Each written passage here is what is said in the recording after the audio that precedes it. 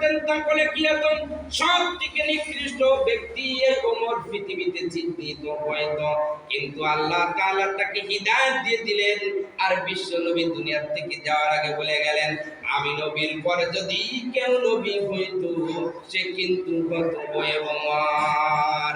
এই উমর যখন খলিফা, যখন রাষ্ট্রের সিংহাসনে বসা, মসজিদ থেকে ঘোষণা করেন, রাষ্ট্র পরিচালনা করেন, মসজিদের মিম্বার থেকে তিনি মসজিদে নববী থেকে তিনি 12,000 বর্গ মাইল পরিচালনা করেন।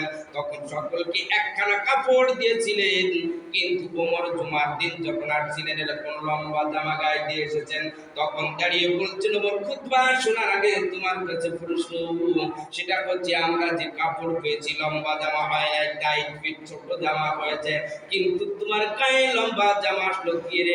হয় খুতবার সৎ উত্তর দাও, নাই তোমার খুতবা আমরা শুনবো না। বলি সুবহানাল্লাহ।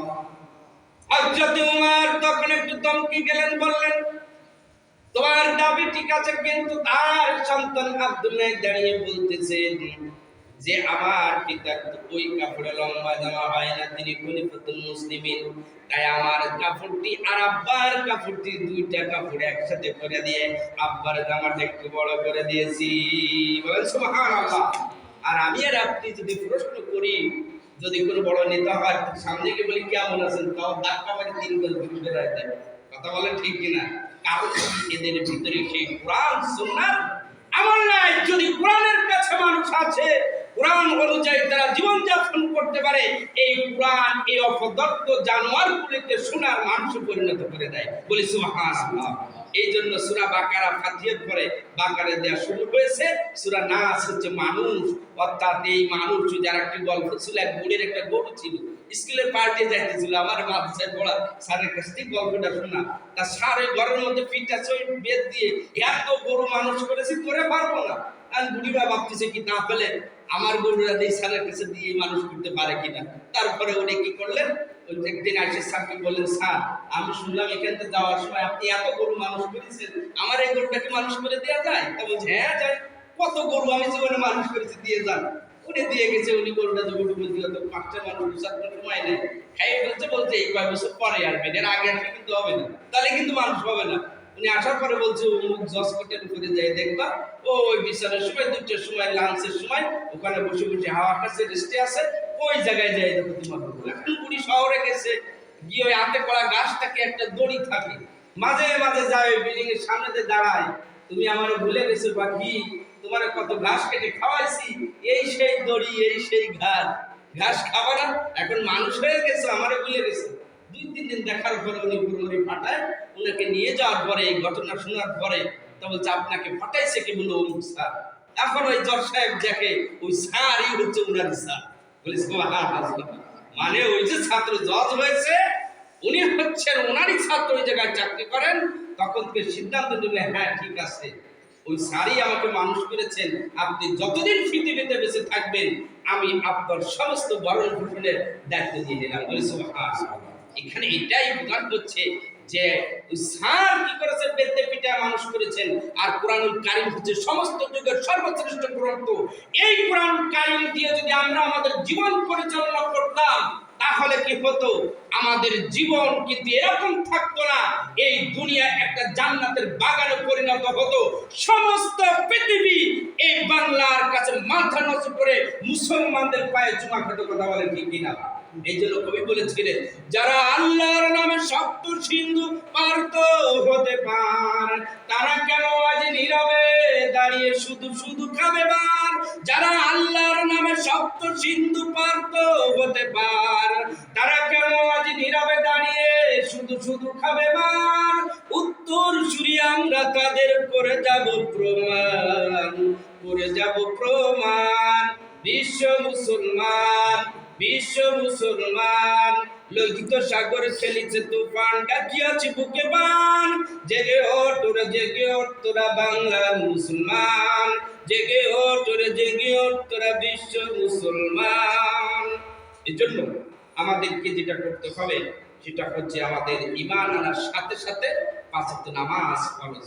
ফরজ আইন, এটা কেউ আদায় করলে হবে না, আপনাকে আদায় করতে হবে। জানাজার নামাজ কয়েকজন আদায় করলে কিন্তু আদায় হয়ে যাবে, এগুলোটা অনেক নষ্ট। কত বলছে? 5 মিনিট আছে। এই জন্য আমাদের যে কাজটি করতে হবে সেটা হচ্ছে যে আমাদেরকে কিন্তু নামাজ ফরজে কিফায়া জানাজার নামাজ যে কেউ আদায় করলে হয়ে যাবে। এর মাঝে গেলাম আপনার কলসি শরীরতলার ওদিকে একটা জানাজা, জোহরের নামাজের পরে গিয়েছে, লোকজন ব্যস্ত আছে, একটু আলোচনা শর্ট করেন। তখন বললেন এটা তো সকলের নামাজ না, যাদের ব্যস্ততা আছে জানাজার থেকে গুরুত্বপূর্ণ তারা আপনার তাড়াতাড়ি জানাজা ছেড়ে চলে যান, যারা এখানে ফ্রি থাকতে পারবে আমরা কয়েকজনে মিলে যখন জানাজার ব্যবস্থা করবো ওনার হক আদায় হয়ে যাবে। আপনারা কি জন্য বিরক্ত নিয়ে এখানে দাঁড়িয়ে আছেন? তাড়াতাড়ি বের হয়ে যান, বের হয়ে যান। আপনাদের জানাজা পড়ার দরকার নেই, এত মূল্যবান কাজ রেখে কেন জানাজায় আসছেন? আপনার আসার দরকার নেই, চুপ হয়ে গিয়েছেন। কারণ কি, একটা মানুষ দুনিয়ার থেকে বিদায় নিলেন, যে মা তার সন্তানদেরকে রেখে দুনিয়ার থেকে বিদায় নিচ্ছেন, সন্তানটি ঘুমড়ে ঘুমড়ে বারবার কেঁদে উঠছে যে আহারে আমার অসুস্থ মাকে আমি যেভাবে সেবা করতে পারি নাই।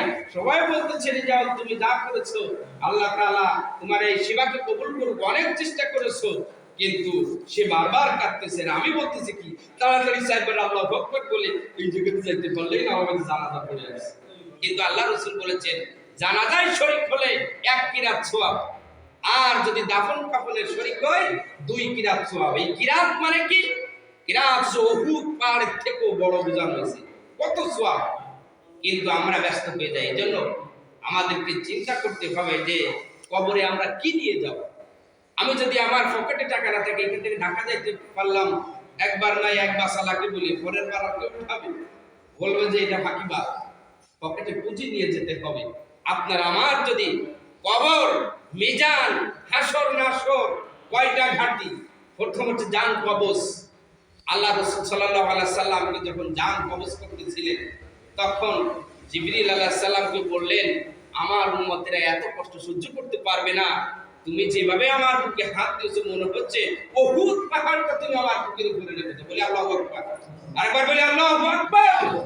আল্লাহ রাসূল বলছেন তখন ইয়া রাসূলুল্লাহ সাল্লাল্লাহু আলাইহি সাল্লাম, আমি যত আদরের সাথে জিবরিল বলতেছেন সম্মানের সাথে আপনার বুকে হাত দিয়েছি, এত সাবধানের সাথে আমি কারো বুকে হাত দিই না। বলি আল্লাহু আকবার। বিশ্ব নবীকে শোনায় দিলেন নবী যদি আপনার উম্মতরা নামাজ পড়ে আপনার আদর্শ অনুসরণ করে আপনার সুন্নাত গুলি মেনে চলে, আপনাকে জীবনে যদি অনুকরণ করে, শুনে রাখুন আপনার উম্মতদেরকে আমি হাতের ভিতরে আপনার ছবিটা দেখাবো। এই সময় তান জান কবজ করে আমি নিয়ে আসবো, পিঁপড়ায় কামড়ের মতো আপনার উম্মতেরা টের পাবে না। বলি সুবহানাল্লাহ। নবী আমার এত কষ্ট সহ্য করেছেন, আর আমরা কি করতেছি? ফজরের সময় ঘুমায় থেকে উলাইকে কালা নাম চার পেয়ে যাওয়ার থেকে নিকৃষ্ট হয়ে যাচ্ছে। কারণ কিভাবে আল্লাহ রাব্বুল আলামিন ডাক দিতেছেন বান্দা তোমার কার কিসের অভাব আছে, কি অসুস্থ আছো? রাত যত গভীর হয় আল্লাহ তাআলা প্রথম আসমানে নেমে আসেন আর ইমানদারদেরকে ডাক দিতে থাকেন, আয় আয় আয়, আর কি সমস্যা আছে, কার কি ব্যথা আছে, বেদনা আছে, আমার কাছে বল।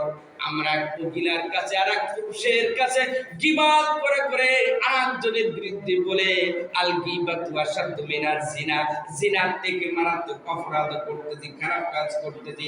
কিন্তু এক ভাই আমাকে ঠকিয়েছে, আমার জমিটি ফাঁকি দিয়ে লেখে নিয়েছে, আইন আদালতে যাবে, এটা ঠিক আছে।